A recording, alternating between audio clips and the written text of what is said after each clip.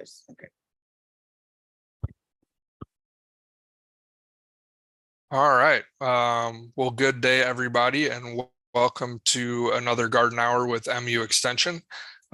Seems like most folks have been getting some rain over the past couple weeks, and we had some pretty nice weather this last weekend. So I hope folks are getting to enjoy some time in the garden without too much sun and heat. If you haven't seen this map before, just know that we have MU Extension horticulture specialists across the state, and we're always happy to help answer any of your gardening questions or help you with any horticulture assistance that you may need. So if you haven't connected with your local horticulture specialist or have them as a resource, feel free to jot down their email corresponding to what county you're in there with the color labels. And I'll show this map at the end as well. If you're watching via Zoom, just know that we also live stream via YouTube. We have a great MU IPM YouTube channel where you can find all of the archived full Garden Hour Town Hall segments. And then we also select kind of a highlight clip from each week that we post up there as well. So tons of great videos, lots of great information. Make sure to check that out if you haven't checked it out before. Okay, and at this point, Tony, are you on the call?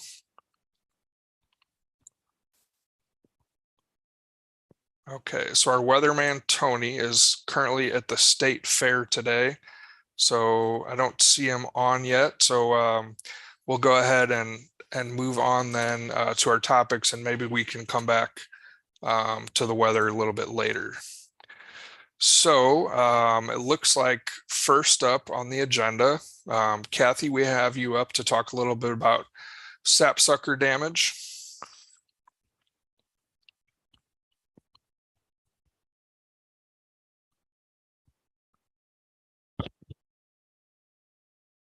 Kathi, if you're talking, you might be muted. We're not hearing you.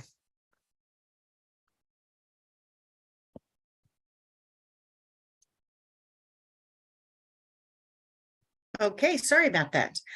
Yes, let's see, share screen and sapsucker.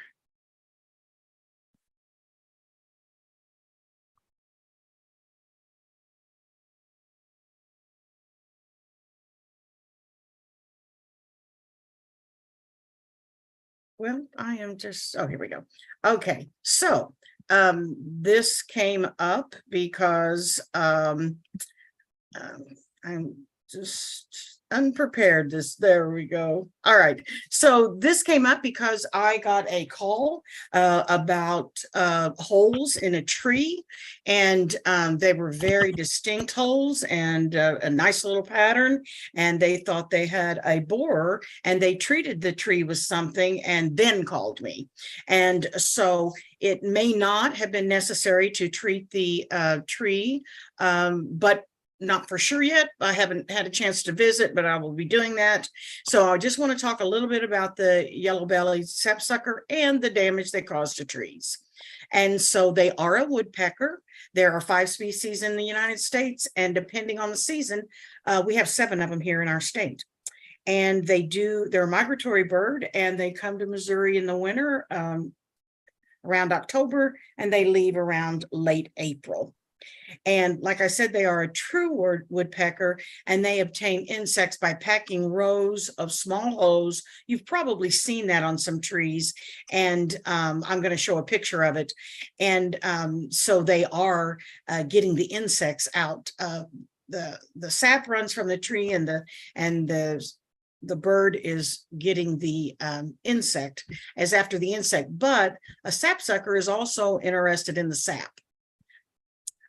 So you can see these holes. That top picture is the one that was sent to me, and the bottom picture came from our website and is in the link that Eli will be providing for you. So you can see the damage may just be starting for her, and it'll be easier to control. The picture below, they have had a field day on that tree year after year, and it would be harder to control that. So, and as you can see, they do those right in a line, and they're about the same size, and they're kind of a squarish hole. Now, once they start, other birds come along and maybe start attacking those holes as well, that can change their appearance.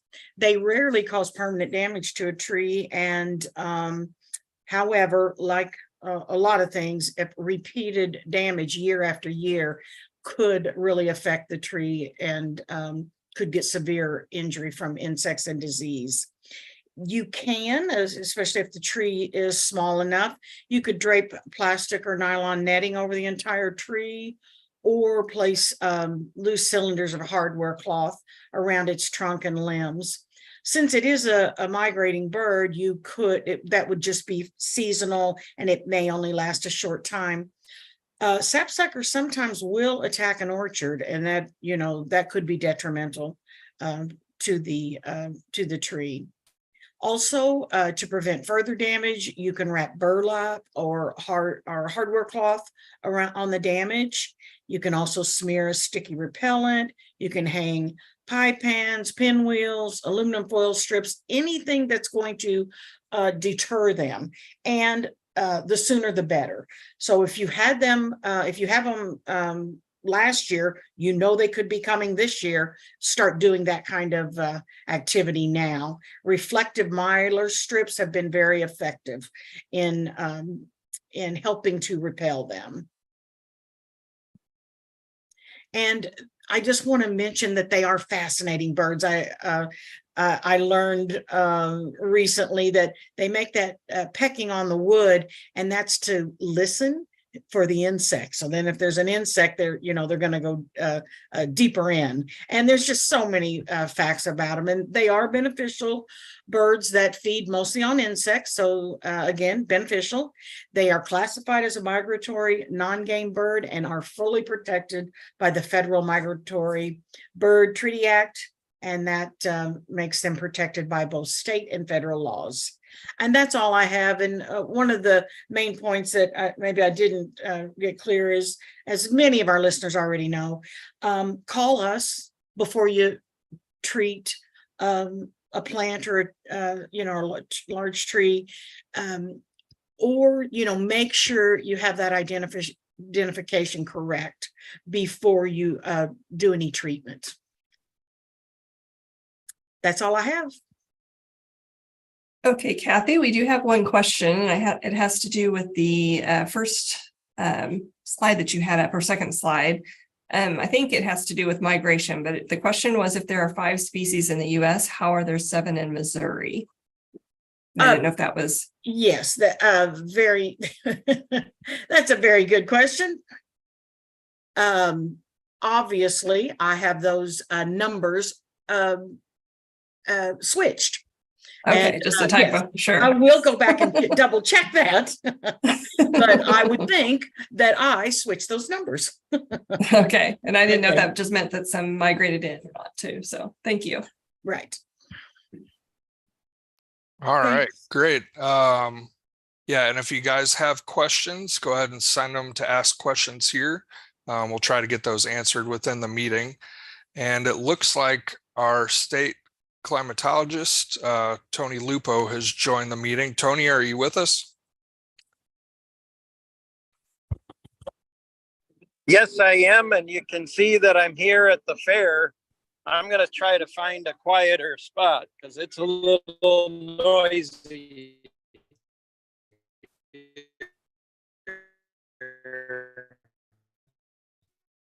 Hey, Tony, your audio is kind of choppy.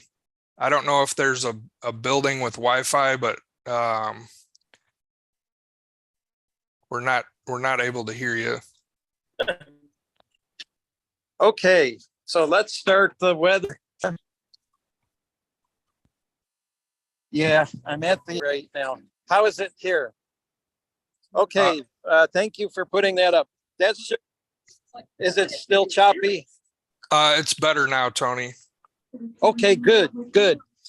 Well, what you're seeing, of course, is yesterday we had hot temperatures in the southeast, southwest USA, and they're getting worse today. And that's what's heading our way for the weekend.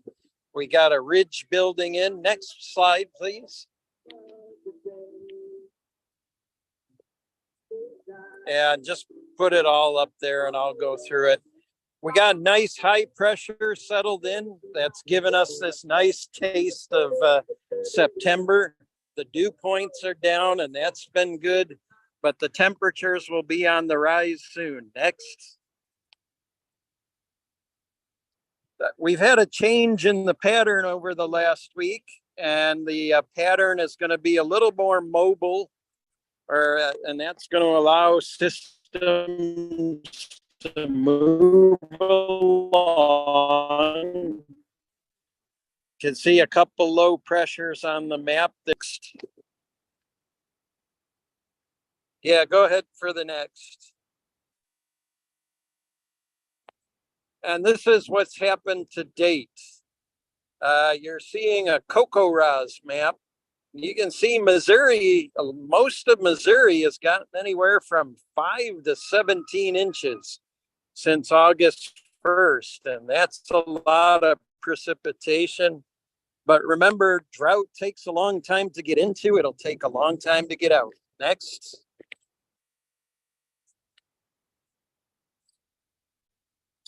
These are the drought maps. I like to put the drought map up, even though the new one will be coming out tomorrow. You can see that, again, the 3rd to the 10th, we haven't seen a lot of improvement in the drought map, but tomorrow's should be more improved. Next. Go ahead to the next. When you go around the state, temperatures have been very close to normal. We've been hearing a lot about heat this summer, but it hasn't really been in Missouri. And the map you're seeing now has been typical of the last 6 weeks. We've had that kind of kept things consistent and stagnant for the last 6 weeks. The pattern is now a little more changeable. As you can see on the bottom, that ridge and trough is no longer in Canada. So a big change that way. Next slide. And again, this one is the difference from normal.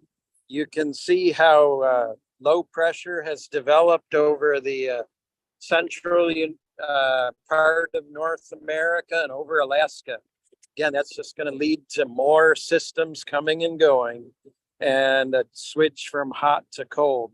Next, the model forecasts, as you can see, no precipitation throughout the Midwest for the next week. So we'll not spend a lot of time there. Next. Yeah, go ahead to the next. If you're interested in what the winter looks like,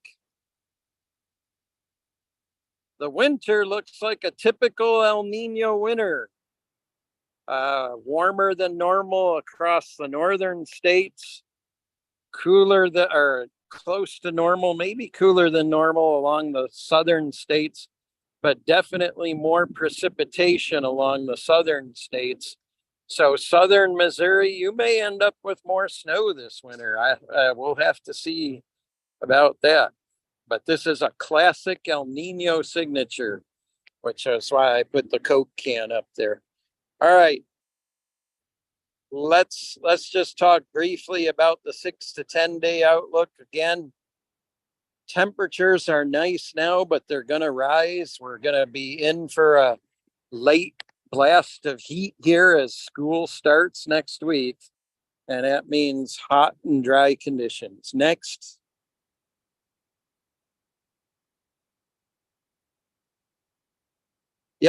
turn it 3 to 4 week outlook. Again, early September, I think things are going to cool off a bit. And here's the forecast for the rest of the week and the start of school. Real easy, real easy. Statewide, clear, clear, clear. And today the temperatures will be around 80 in the northern part of the state to low 80s elsewhere. And then it'll just go up from there. Thursday, low to mid 80s to upper 80s. Then Friday, you might see areas that get to 90. Saturday, upper 80s to low 90s. And then Sunday, Monday, Tuesday, low to upper 90s everywhere. So very easy forecast this week. And the low temperatures tonight around 60 to mid 60s. And that will slowly go up each day till next Tuesday when you're around the mid 70s everywhere.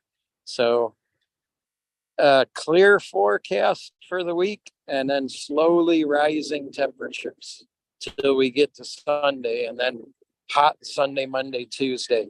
Some of you might see pop-up thunderstorms. That's what we get when the air mass is hot like this, but that's it for the forecast. An easy one this week.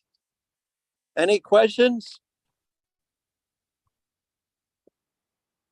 Again, we're coming at you from the Missouri State Fair. It's beautiful. And I'm at the MU building here. So. Cool. Well, thanks, Tony. I don't see any questions in the chat box now, but we appreciate you joining us from the State Fair, and I hope you have a good rest of your time there. All right. Thank you. All right. So moving on to our next topic, that one is going to be myself. And we're going to talk a little bit about side dressing fertilizer. So let me get my screen pulled up here.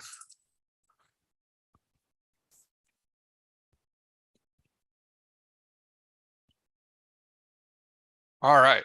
So we're talking about dressing on the side of veggies. We often get questions about soil tests, about fertilizing plants appropriately. Sometimes later in the season, plants might be suffering from nitrogen deficiency. So we're going to talk a little bit about side dressing and how to overcome some of those issues. So when we think about fertilizing in general, we think about pre-plant fertilization that starts off with testing your soil to get appropriate recommendations. Those recommendations might include pH adjustments, which in Missouri are likely to be lime to raise the soil pH to a more neutral level, but could be sulfur if your soil pH is too high, or maybe you've been adding a lot of wood ash over the years, it might be above an optimal range. But when we do our pre-plant fertilization, we put all of our phosphorus and potassium down, and some or all of the recommended nitrogen. Some of our long season crops do benefit from a side dressing of nitrogen. So some of those crops they're in the soil, in the ground for months and months might benefit from a little bit of additional nitrogen over the course of the growing season. The thing about nitrogen in particular is it's always on the run. So it tends to leach downward in the soil profile. If it's surface applied, it could solubilize in water and be moved across the landscape in heavy rains. But because nitrogen is mobile in the soil and in the environment, some of our longer season crops tend to run out of nitrogen mid-season. For the most part, in our soils in Missouri, phosphorus and potassium will stay put, and that's why you can apply all of your phosphorus and potassium pre-plant. So let's think about this a little bit. Say we get our soil test back and it says we need 1 pound of P phosphorus, 1 pound of K for potassium, and 2 pounds of nitrogen per 1,000 square feet. So we could start with a complete fertilizer. A 12-12-12 or 15-15-15 has equal proportions of nitrogen, phosphorus, and potassium. So if we wanted to put down 1 pound of each of these nutrients, we would take 1 pound divided by 0.12, which is the decimal value of this percentage of 12-12-12. I should say this number 12 means there's 12% nitrogen, 12% phosphorus, and 12% potassium. So if we take 1 pound divided by 0.12, we'll want to apply 8.3 pounds of 12-12-12 per 1,000 square foot. And it's best to incorporate this prior to planting. But we still need 1 additional pound of nitrogen as a side dress. So a general recommendation would be half of the nitrogen at planting and half of the nitrogen 4 to 6 weeks later. If we look at the images here, you can see side dressing basically means placing nitrogen fertilizer down the row after the crop is established. You could do that by hand. You could put some fertilizer in a jug and shake it down the row. You can cover that nitrogen so that it doesn't solubilize and run off the soil surface, but you don't necessarily have to. And for longer season crops, if you really want to dial it in, for instance, for tomatoes, you could do a quarter at planting, a quarter at 2 weeks, a quarter at 4 weeks, and a quarter at 6 weeks. So in terms of nitrogen sources, there's a lot that's available out there. Urea is pretty readily available. That's a 46% nitrogen. And I've just showed here 1 pound divided by 0.46 will be 2.17 pounds of urea per 1,000 square feet. Calcium nitrate, a more expensive option, but it has additional benefit of adding some calcium. That would be 6.4 pounds. Blood meal, if you're looking for organic sources, blood meal, feather meal, and corn gluten meal are all derived from plant and animal waste. So you can see these calculations here for these different values of fertilizer. Blood meal is generally 1200, feather meal is 1300, and corn gluten meal is 1000. Another option would be to use what's called a green up lawn fertilizer, which is generally like a 2803 or a 2603. The nice thing about that is it has a combination of quick release and slow release nitrogen. I should mention products like urea and calcium nitrate, they are water soluble, so they will release immediately. You want to be careful not to over apply those because you could burn your plants. There's 2 good fertilizer calculators that I like to use. One is a University of Missouri fertilizer calculator. That one really just works for nitrogen, but there is a cool tool where you can pull up your garden or your home and measure out your lawn, get the appropriate square footage. Another one is from University of Georgia, which has some additional functionalities. So if you have any interest in those are some good options to check out for fertilizer calculators. All right. If there's any questions, go ahead and submit them into the chat box. Gwen, do you have any questions coming in?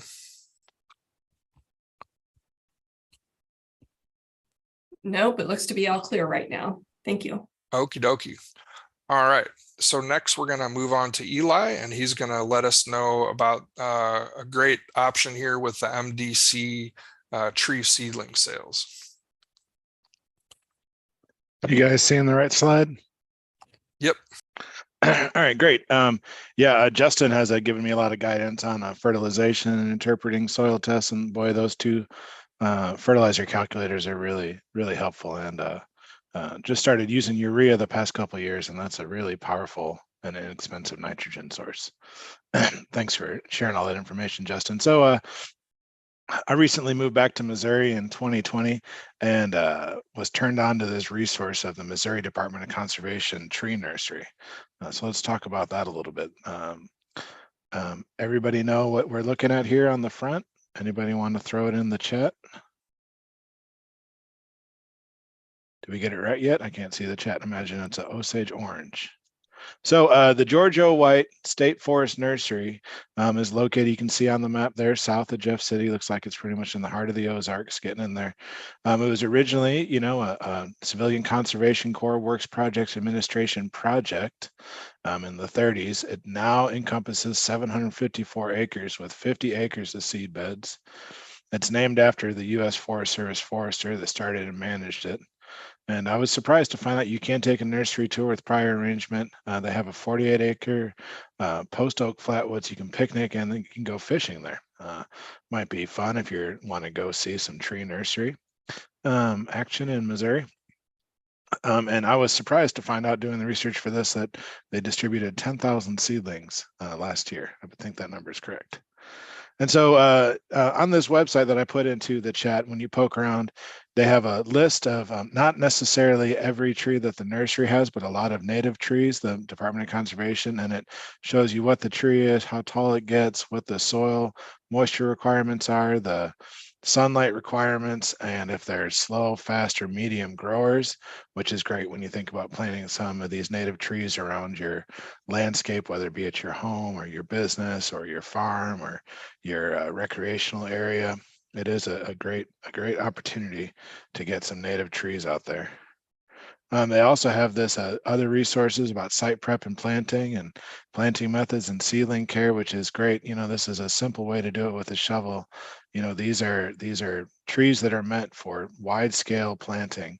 You don't necessarily have to dig a 1 meter wide by 1 meter deep hole. It's showing you how you can get it done pretty quick. They even have planting with a dibble. I think it's worthwhile to investigate those. And then they have 6 or 7 pages of different seedlings to order. Some of my favorites, I have some pawpaws growing that I got from these guys. Pecans grow all over Missouri. Persimmons getting a lot of interest in agroforestry, also nice to have. And they have trees, a bunch of different kinds of oaks. Just learned about the Concordia oak, a 3-way hybrid oak from Concordia, Missouri. But this is kind of what it looks like when you get on there. And these all say sold out. Because they are sold out at this time. Once you click through, you can see they got videos on some of the things processing. This is about pawpaws, more information about the pawpaw, where they grow, and that is where you will order. And so the important information that I didn't write down here is that ordering opens on September 1st. So that's in just a couple weeks, and they sell out quickly of popular things like pawpaws and other ones. And you can order online or you can order via mail. I would suggest ordering online. I think it's a great idea to get together with some of your friends and neighbors and make a big order together. You can cut down on some of the shipping costs, get it all sent to one place. All the trees will come to you in the spring. You can pick what date you want to get them, but with their changing weather patterns, I'd recommend getting them earlier and getting them in the ground, having a good idea of where you're going to put everything before the trees arrive. And it's really inexpensive. I really suggest you take a look and think about if you want to put some trees out, trying a few of these. And I think it's a great resource. We partner with the Department of Conservation on the Master Naturalist program, MU Extension does. And I think that's a group we should support, and what a resource to landowners. All right, Justin, that's what I got about these trees. All right, thanks, Eli. Do we have any questions for Eli in the chat box, or Gwen, do we have any? Nope, I do not see anything related to that. I used to work down at the nursery a long time ago. It is quite an operation if you get a chance and are down in that area to go by. They really do try to put out a good product, and you're right, it's a very fiscally doable for the number of trees that you get and the quality of trees that you get. Awesome. Okay, next up in the lineup, we have Kathi, who is going to talk about fairy rings, mushroom rings.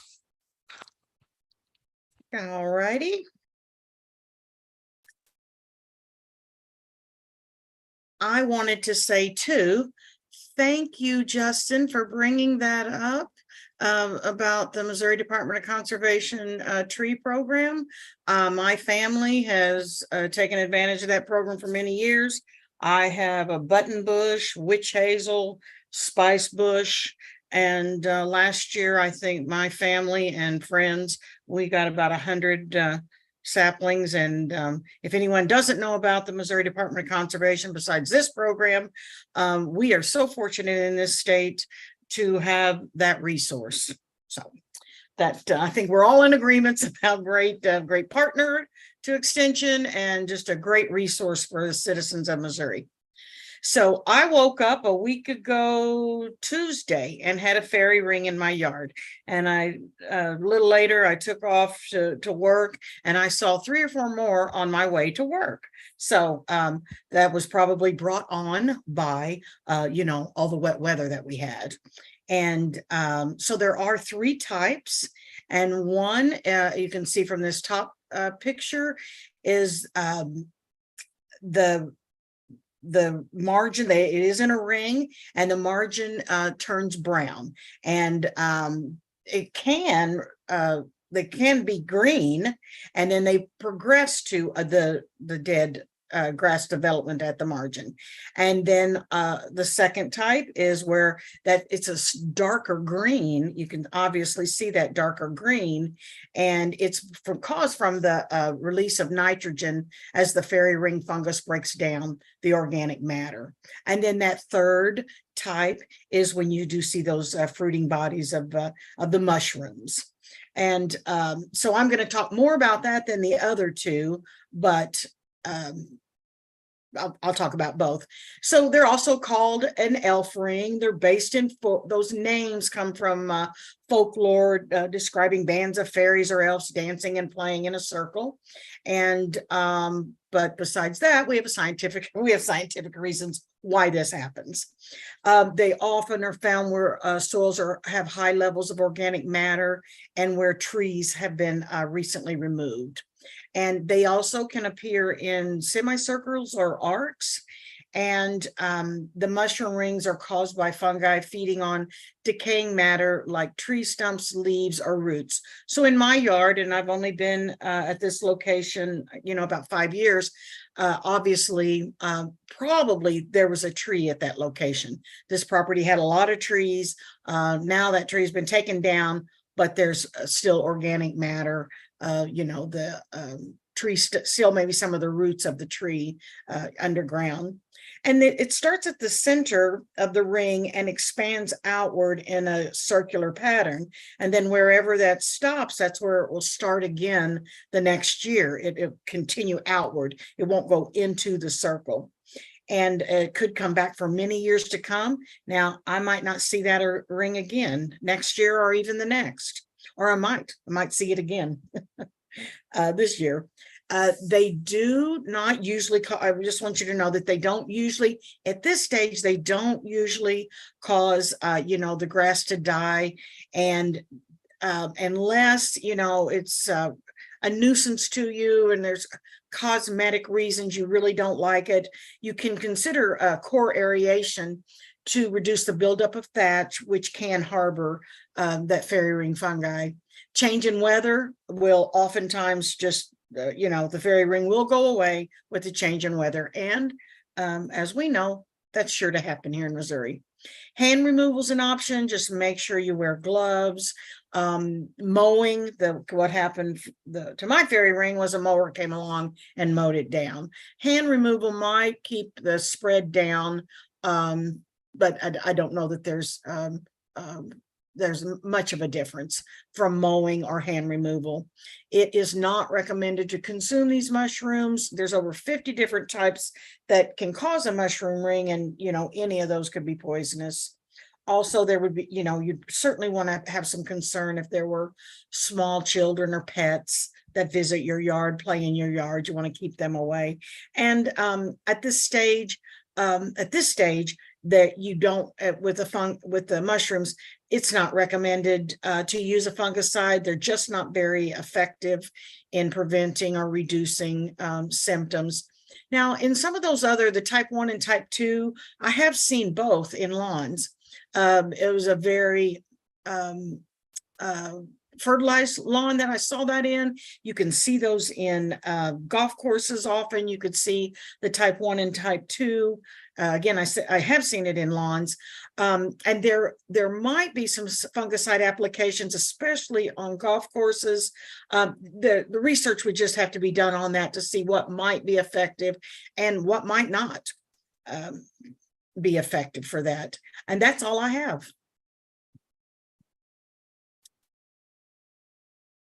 All right. Are the mushroom, I see we have a question, are the mushrooms edible? No, they are, well, I mean, they would have to be identified as that way. So to be on the safe side, no, all the research says they are not edible. There's 50 different species that they could be, and they're not edible. All right. Thanks, Kathi. Yeah. All right, next up, I am going to talk about dodder. This is something that we see usually a couple times a year. I got some pictures from a master gardener that he found this dodder growing in a conservation area. That's the picture on the left here. You can see these spaghetti-like threads that appear to be attached to the plants. This is a close-up view from a mowed area of my property where it has attached to some of these lower growing plants. So what is dodder?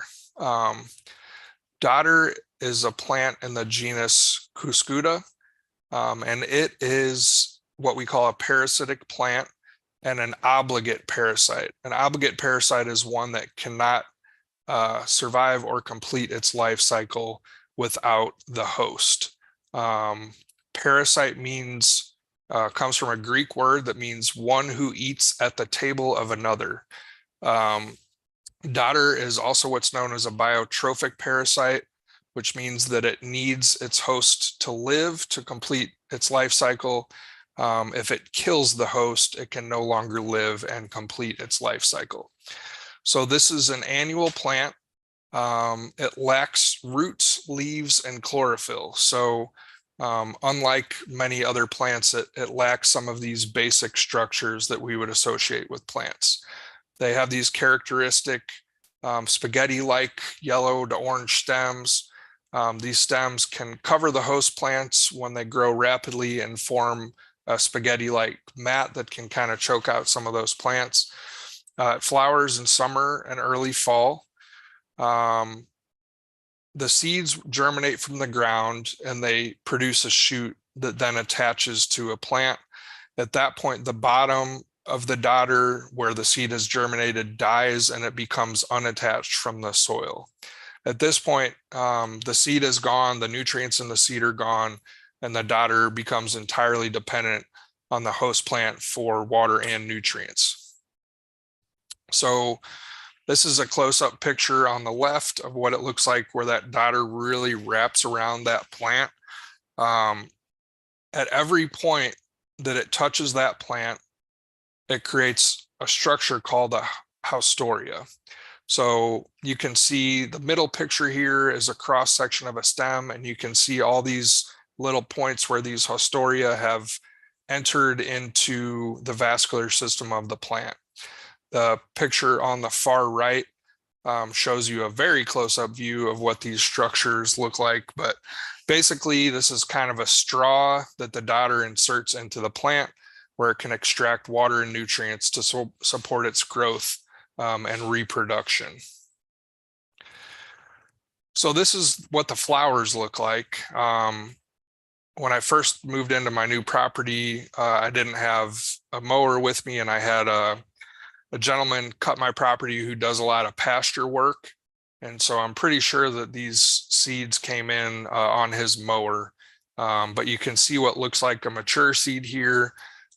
These are some of the flowering ones, and then some immature seeds on the bottom left-hand side. The bummer about these is they can survive up to 20 years in the soil. So I'm sure I'll see this come back at some point. I did not see it this year. but they stick around and can become a problem for years to come.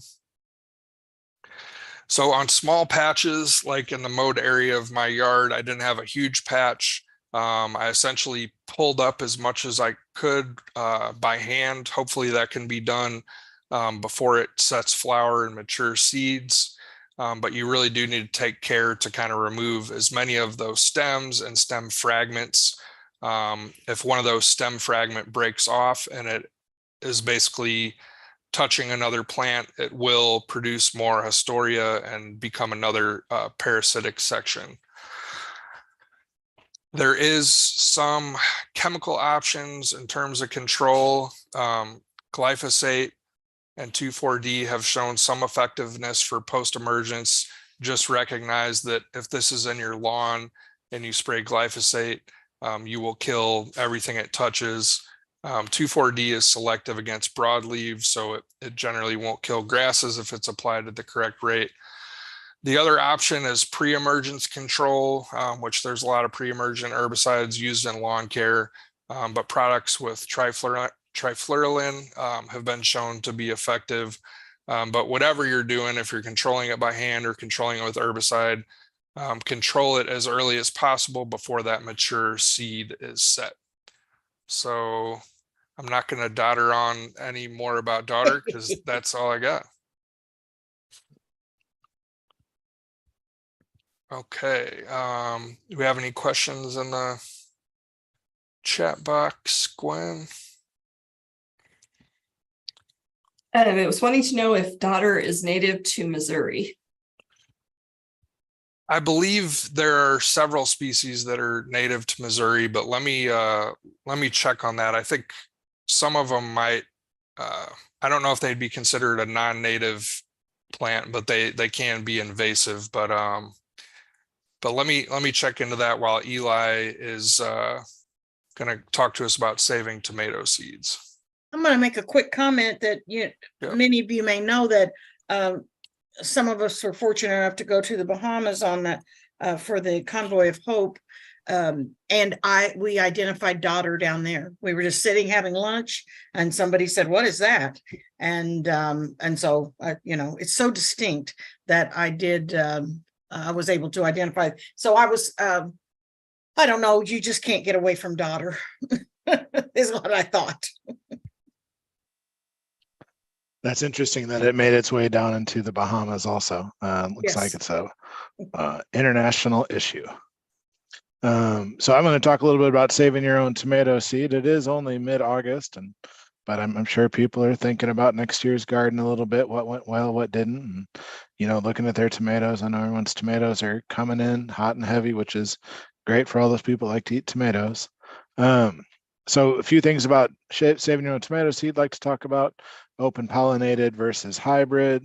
And so hybrid is when people plant a hybrid tomato, it just means someone has made a artificial cross between they've made an intentional pollination, and this is the resulting seed thereof. And the hybrids can be made by you, can be made by your neighbor, can be made by a large seed company, could be made by a university breeder, but a hybrid is just that, a hybrid. There's open pollinated. So all heirlooms are open pollinated, where you're just taking whatever pollination happens in the garden. And in tomatoes, most tomatoes overall should be self-pollinated. But you can also have open pollinated that are not an heirloom, that hasn't been saved for multiple generations, but that perhaps someone has just stabilized a variety, or it has recently been developed and then it's been stabilized to be shared as open pollinated. It doesn't necessarily mean that it is a hybrid or heirloom, excuse me.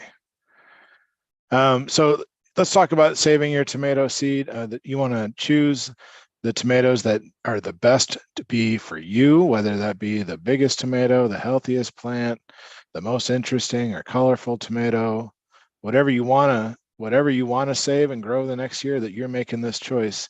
Choose the best examples of what you're saving. And this is, choose the one that you really want to eat at the time you want to eat it.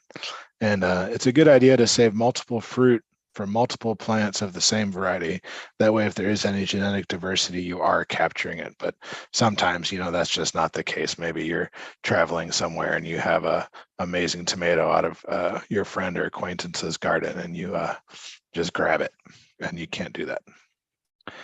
So tomatoes saving seeds does involve fermentation. So you want to get those seeds into a cup. They're covered in that gel, which is what you're trying to break down with the fermentation. So you're going to either scoop it out or squeeze it out. You want to cover it with water, in a cup like that, maybe just half a cup of water. You're going to let it sit for 3 or 4 days. The good seeds, the viable seeds. So the fermentation will break down all that gel and give you nice, clean seed. The good seeds will sink. Then after, 3 or 4 days, you're going to scoop off the scum with a spoon, and then you're going to start rinsing what you have and decanting.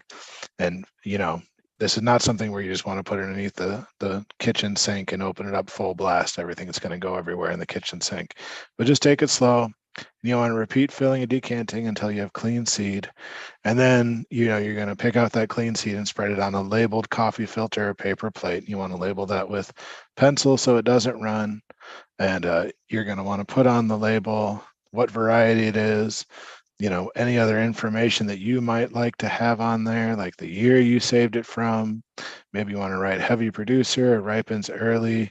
And after it dries out on that paper plate or coffee filter, you can try and dry them on like a regular plate, ceramic, plastic, whatever you want, but it doesn't have that absorptive capabilities that the paper will.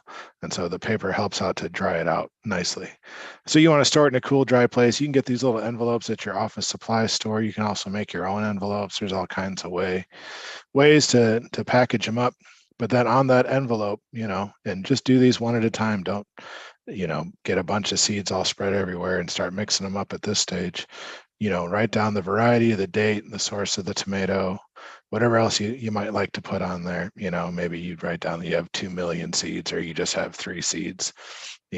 What just information that's going to work well for you in the future. And now you have a bunch of tomato seeds that you can trade with your friends or neighbors, get on the Seed Savers exchange, whatever it might be. It's a great thing to take control of the seed that you're using, and tomatoes are a really easy one to do it with.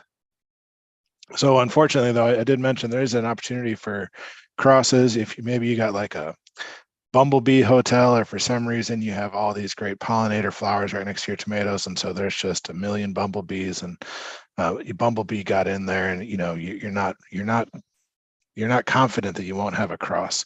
So if you want to really be confident you won't have a cross, you choose a cluster of flowers that haven't opened yet and place a paper or cloth bag over them for a few days, right? You can use a lunch bag or whatever it might be. And then if you shake it gently, if the wind's not blowing around, give it a couple taps, it'll help with pollination. And you can remove the bag after the flowers wither, and then you're going to want to, tie some sort of marking tape or a tag or whatever you want to put on there, but something so that you can come back. I'm a big fan of, writing things on the tag so you don't have to continue remembering. And then you'll watch to see, if you got pollination, you'll know it pollinated from itself because it was inside that bag if you get fruits. And if it doesn't work, you can try again with another cluster. But the important thing with this is you need to choose that cluster of flowers that haven't opened yet. And that's it. That's saving tomato seed. It's pretty simple, but it's a great way to become more involved with your garden. If you guys have any questions, feel free to throw them out. I'd be happy to answer.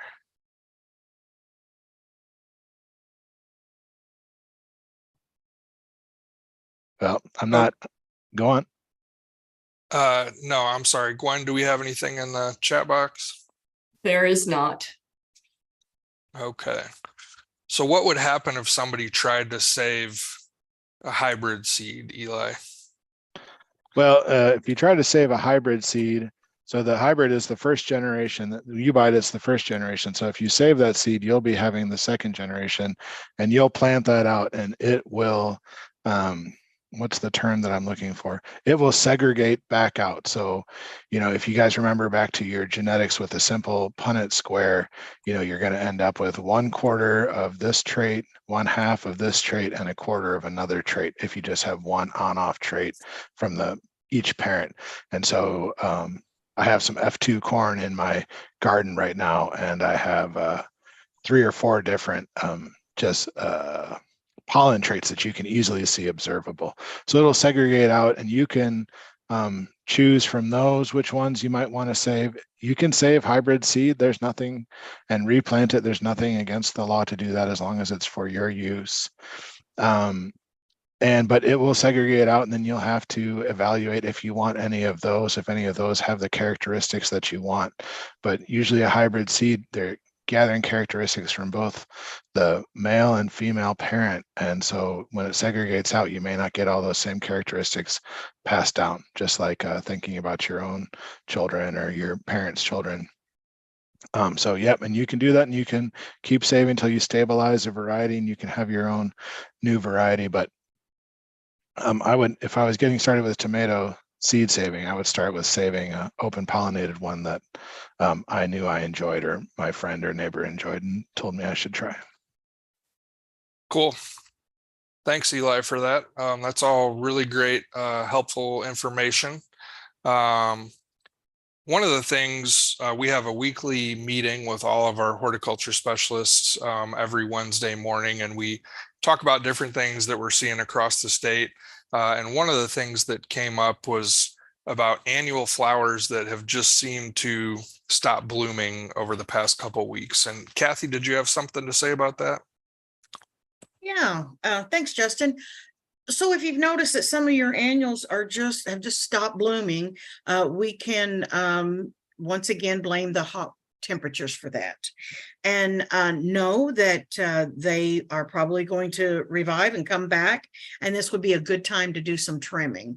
And that's what I have done. So if you've noticed, say like your petunias, they just quit blooming, or any of the others, I can't think off the top of my head, but well, my geraniums are not, some of them, not all of them, just aren't blooming like they were. And so I'll make sure that I get those deadheaded, get my petunias trimmed back, things like that. So again, if you've noticed that, just know that there is a good chance that they're going to come back, and it's a good time to do some trimming. Cool. Thanks, Kathi. Going back to the dodder question. So there's 100 to 150 species of dodder worldwide. 2/3 of them are native to North, Central, and South America. And it looks like in the US, there's approximately 50 species. Some of them are native and some of them are introduced. Unfortunately, it looks like dodder has been spread across the world, probably through equipment and seeds that have been shipped from other countries. So it is a pest pretty much everywhere in the world. And so now I'm going to jump into a topic about weed management. And I think sometimes one of the trickiest crops to control weeds in are some of our direct seeded veggies. So you can see some chard and some green onions here that have been invaded by crabgrass and other weeds. So let's talk a little bit about this. There's a number of different ways that you can control weeds. Cultural weed control, mechanical weed control, chemical weed control with herbicides, but I'm going to focus on cultural and mechanical. So cultural control could include things like manipulating crop spacing, crop rotation, variety selection, at what dates you're choosing to seed that crop, irrigation. Mechanical control really involves some sort of physical activity. Most commonly, we think about cultivation with tools, but that could also be something like flame weeding, black tarping to block out the sunlight, which is known as occultation, solarization, or steaming. But when we think about weed control, there's this critical time, 4 to 6 weeks after establishment, or pardon me, in the first 4 to 6 weeks after establishment or emergence of a seed, that's when weed control is really, really critical. If you don't control weeds within this time frame, you're going to have a lot of yield loss, unfortunately. If you can control weeds in this time frame, you'll have a lot better odds of having a well-established crop that's going to yield what you want it to yield.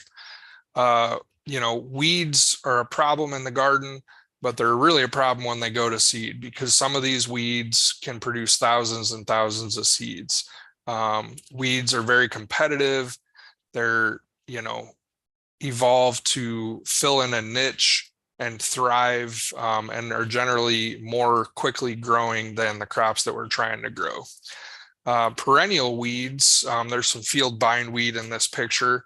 If you let those grow, it just feeds the storage root, and that storage root grows. And so next season, that perennial weed will emerge and have more stored energy to grow off of.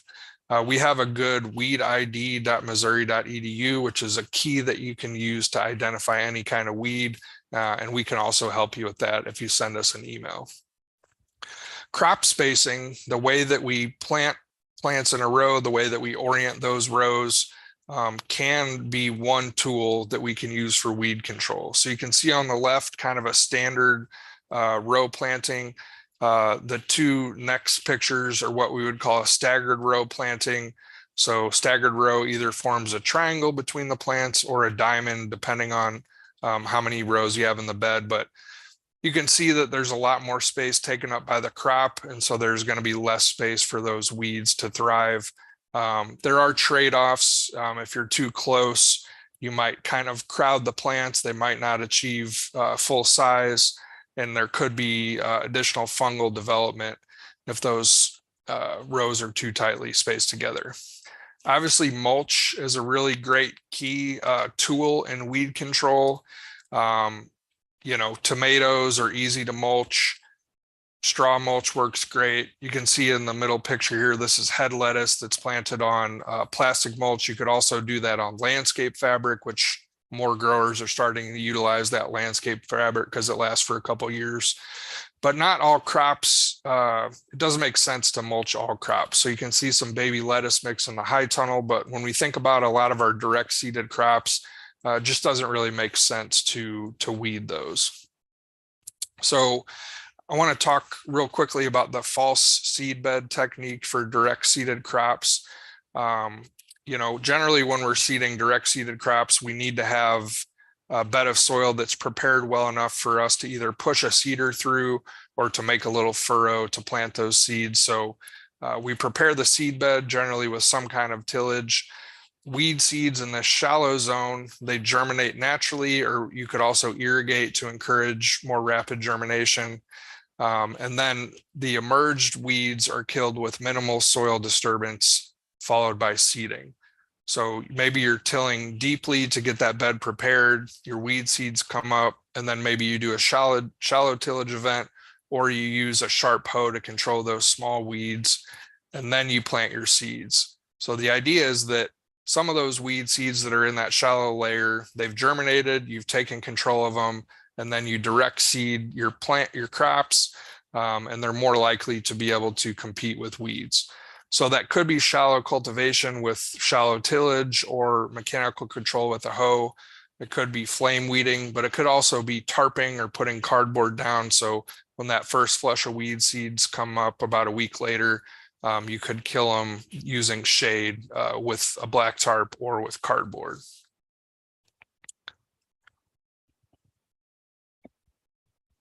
Cultivation. So there's so many different tools on the market for cultivation.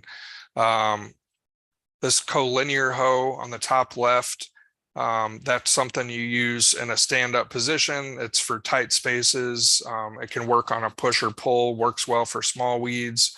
A swan neck hoe is going to work for a little bit larger weeds. I think a lot of people's favorite garden hoe is the stirrup or the oscillating hoe that works on a push or pull motion on small weeds.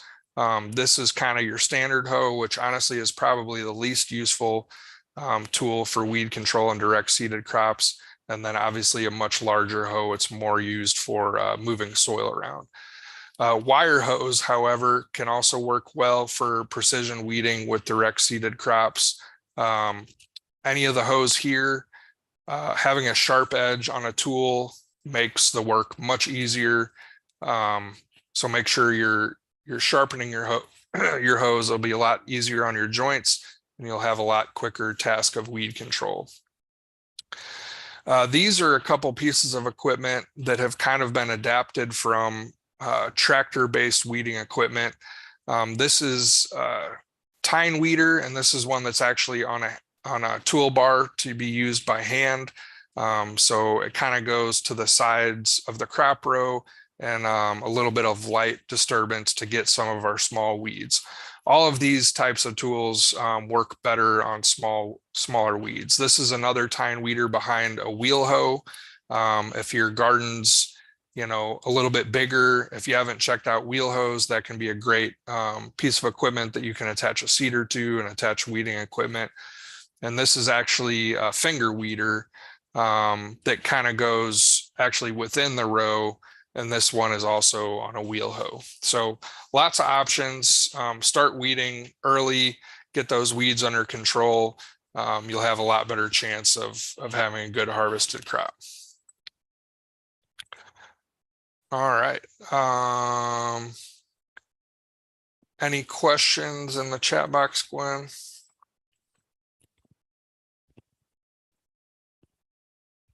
No, it is all clear.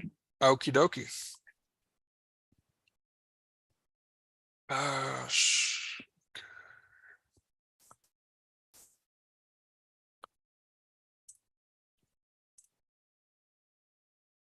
right, so we always put a lot of great information in that chat. If you hover over these three dots next to the smiley face, you can save the chat. It will be saved to your computer, and you come back to all those resources we've shared. Moving forward, we'll be going every week kind of until the end of the growing season. If you register for the garden hour or want to submit questions, you can use this website. You can also now attach photographs, so we're always happy to see people's plant problems. The pictures are very helpful, but even if you don't have pictures, we're always happy to answer your questions during the garden hour. Once again, this is our map of horticulture specialists across the state. Always happy to help, happy to serve Missourians across the state. We're here as a resource, so utilize us and let your other gardener friends know that we're out here and that we're here to help. And at that, that is the conclusion of our program. Really appreciate everybody joining us this week, and we look forward to seeing you next week.